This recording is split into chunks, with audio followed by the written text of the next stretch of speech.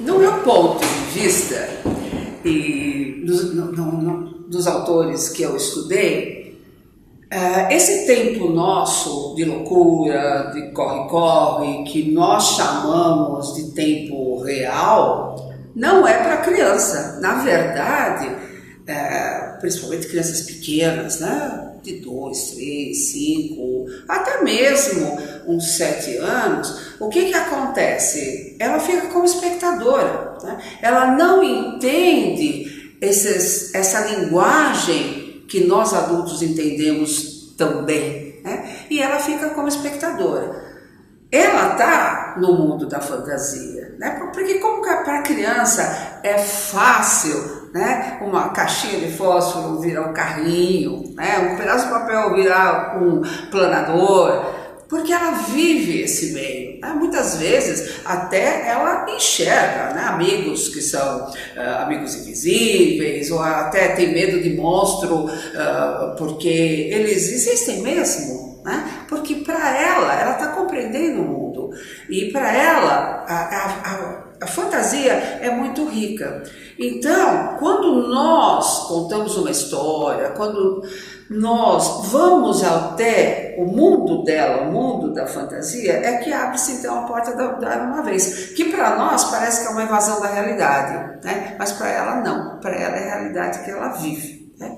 Então a grande importância é essa, né? Eu ir até o nível da criança, né? Sentar com ela, o que eu sinto muito é me abaixar, né? Sentar. No momento que eu sento, que eu estou na altura dela, ela está comigo, eu estou querendo entender o mundo dela. E quando eu digo para ela, né? Era uma vez, o que acontece? Eu abro esta porta da fantasia, né? Porque o Era Uma Vez, ele não tem época, ele não tem local, ele é todo esse mundo da imaginação que nós vivemos. E aí nós começamos a falar a mesma linguagem, uma linguagem que ela entende. Uma coisa que nós temos que prestar muita atenção é que muitas vezes eu não estou entendendo a linguagem que eu mesmo estou falando, né? Ou seja, eu estou aplicando valores, elementos, características adultas e tendo uma compreensão naquela história adulta, e ela está tendo outra. E o exemplo, eu acho que é muito claro, que é o exemplo da história do Chapeuzinho Vermelho, né? E aí, em vários cursos que eu dou, em várias palestras, acontece que uma mãe levanta a mão e fala: por que quando eu conto a história do Chapeuzinho Vermelho, a minha filha ou meu filho fica tão contente quando vem o lobo? Será que meu filho é sádico? E ainda quando o lobo come a vovó, nossa, ela fica mais contente ainda. Por que será? E é lógico que eu fui estudar essa resposta, e onde eu encontrei no Bruno Bettelheim, no livro Psicanálise dos Contos de Fada. Mas e aí o que exatamente essa mecânica? Eu adulto, o que eu falo na história do Chapeuzinho Vermelho? Olha, você não vai na floresta, né? E se você for na floresta, você vai sofrer ameaças. E quando eu adulto acho que parece o lobo, que a mão é a minha leitura. Tá vendo? Eu não falei que ia aparecer. Tá vendo? Você está sendo punida. Agora você está passando um perigo que eu tanto temo. Sempre numa visão de protetor. Só que para a criança, a leitura é completamente diferente. Para a criança, o que ela pensa? Um dia eu vou ter que viver sozinha. Um dia eu vou ter que enfrentar o mundo. Agora eu tenho a minha mãe, a minha avó, a minha professora, né? Que está sempre me mostrando o caminho, mas um dia eu vou andar sozinho. E quando eu vou andar sozinho, será que eu sou capaz? Essa é uma angústia, uma pergunta que as crianças fazem, né? Então, quando eu conto a história do Chapeuzinho Vermelho e para ela sair e ir na floresta, é o mundo que ela se encontra. E quando aparece o lobo, ela fica contente por quê? Realmente ela pode enfrentar aquele perigo. Aquele perigo é real. E quando o lobo, né, come a vovó, ele não era promessa não. Ele é um perigo. E eu pude conviver com isso. É claro que depois vem o alívio, né, que também alguns autores trabalham isso, né? O Vladimir Prop trabalha com isso. Quando vem o alívio, ou seja, o caçador, ele resgata, né, a vovó, então vem a mensagem. Eu posso enfrentar perigos, os perigos eles são reais, mas sempre, se eu for forte para enfrentar, sempre haverá uma solução. Que também entra na jornada do herói, né, do Campbell, que também trabalha todos esses passos. Ou seja, o importante é eu falar a mesma linguagem, a linguagem que ela entende, que ela possa entender. Aí eu vou ter a verdadeira comunicação com essa criança e poder então passar mensagens de uma maneira que ela possa entender. Acho que a primeira coisa é você, para ser um contador de história, você tem que se encantar com as histórias, né? Então a primeira coisa é a história que te encanta. Se uma história não te encantar, se ela não mexer com a tua fantasia, certamente você não vai contá-la bem. E isso eu posso dar também um apoio teórico, que é em cima do Stanislavski, né?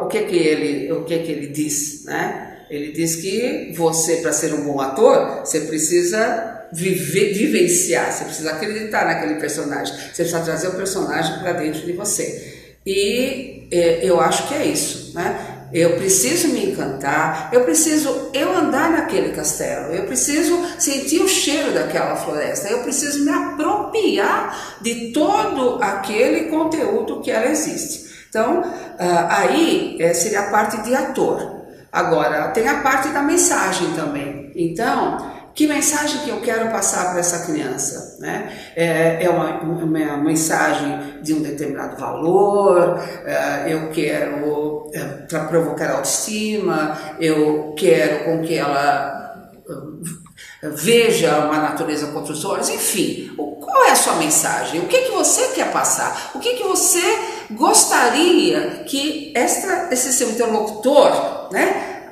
entendesse, aproveitasse? Então esse aí é o outro caminho. Então não tem outro jeito, tem que ler, né? Eu acho que você que escolhe a história, não é a história que escolhe você, né? A história escolhe você quando você pega o primeiro livro que aparece e sai contando a história. Mas primeiro ela não fala aquilo que você quer falar e ela também não te encanta. Como é que você vai ser um bom intérprete?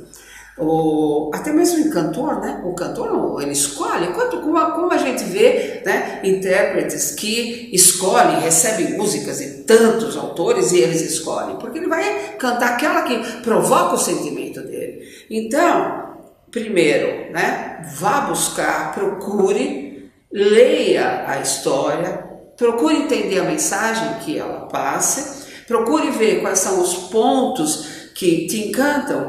E eu sempre digo, né, saiba muito mais do que você está contando, né? Então, eu até uso também um exemplo, né? A princesa perdeu o seu anel, o anel caiu no chão, era um anel que ela gostava muito, e aí ela fica, né, em pânico, aí ela vai achar esse anel. Como que era a escada? A escada era de madeira? Se a escada era de madeira, ela tem ranhuras, então o anel pode cair no meio de uma ranhura dessa. Não, a escada era de mármore. Se é de mármore, o anel pula e vai parar lá embaixo. Então é outra reação que ela vai ter. Não, a escada era de tapetes peludos, então ele pode entrar lá dentro. Ou seja, lógico que eu não vou ficar descrevendo para a criança, então a escada era assim, assim, assim, né, falando sobre a arquitetura da escada, mas eu sei como é que era a escada, eu sei como é que é aquela temperatura, era frio, era calor, é de dia, como é que é a luz, eu tenho que me apropriar de tudo isso. Aí sim, aí eu vou conseguir, porque ele está na minha cabeça, eu tenho todas essas referências na minha cabeça, aí eu vou conseguir realmente dar veracidade a esta pequena cena que nessa história hipotética é importante.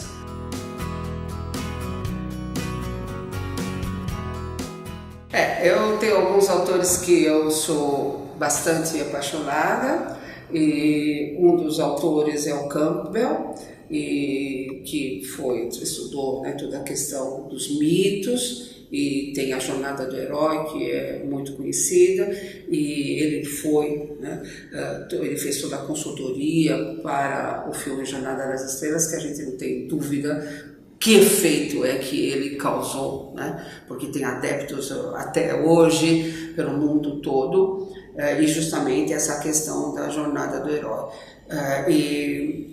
Então todos os adultos, enfim, né? Acho que todo ser humano ele é movido a histórias.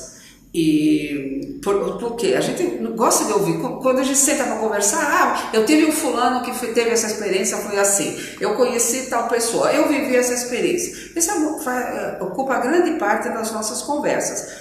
Agora, se a história que for trabalhada nesse sarau é uma história onde ela retrata esta jornada do herói, né, que esses pais estão vivendo, isso vai ser altamente importante para eles, né? Tem os 12 passos na Jornada do Herói, onde qual é o primeiro passo? Eu recebo um desafio, eu tenho medo desse desafio, mas eu recebo um apoio para que eu possa enfrentar esse desafio. E aí eu começo, me motivo, eu vou, mas aí acontece alguma coisa que me faz retornar. E aí eu venço, enfim, os 12 passos até que no final eu consigo voltar com o elixir, ou seja, aquilo que eu queria no desafio. Isso é altamente... é uma metáfora aonde todos nós, né, ao acompanharmos, quando tem semelhança ao desafio que eu estou passando, ao acompanhar isso, eu vou fazer uma reflexão. Então eu também posso. Eu vejo que esse medo que eu tenho, o herói também teve, né? Essa derrota que ele teve, que eu tive ou tenho medo de temer, ele não vai me impedir, ele não impediu o herói de chegar no final. Então essas analogias vão fortalecendo muito tanto a minha convicção de sair vencedor, a minha esperança de enfrentar, né? E até mesmo o planejamento que eu vou montar para poder chegar ao final desse desafio. Então eu acho que esses saraus são super importantes, porque eles podem funcionar dessa maneira. Agora as histórias têm que ser escolhidas realmente de acordo com esse roteiro que se assemelha à jornada que os pais estão passando, que não é uma jornada fácil com o filho doente, né? Bom, falando então de alguns livros que eu tenho que poderão ajudar o contador de história. Então eu tenho 2 livros que são básicos, que são técnicas de contar histórias, técnica de contar histórias 1, técnica de contar histórias 2. O técnica de contar história 1, eles têm elementos básicos para a contação de história e muitas técnicas. O número 1, ele se destina a um número grande de crianças. Então, se eu estou trabalhando, pode ser 5, 10 crianças, ou seja, um grupo de crianças, as técnicas são adequadas para grupos. Já o número 2 não, o número 2 são técnicas adequadas para 1 ou 2 crianças. E outro livro que eu posso recomendar é Atividades Lúdicas na Educação, que é a minha dissertação de mestrado, que já é um livro mais que tem alguma coisa acadêmica e não fala só de histórias, ele fala de atividades lúdicas em geral. E a outra indicação que eu posso dar não está publicado, mas é a minha tese de doutorado, que falou sobre a semiótica dos contos de fada. O título é Comunicação e Encantamento, eu defendi na PUC, então ele pode ser obtido facilmente na internet, né? Entrando no site da PUC, com o meu nome, Vânia Domi. A tese de doutorado, ela trabalha semiótica, então claro que ela é bem mais aprofundada, mas para quem quiser conhecer um pouquinho mais, fica aí a dica.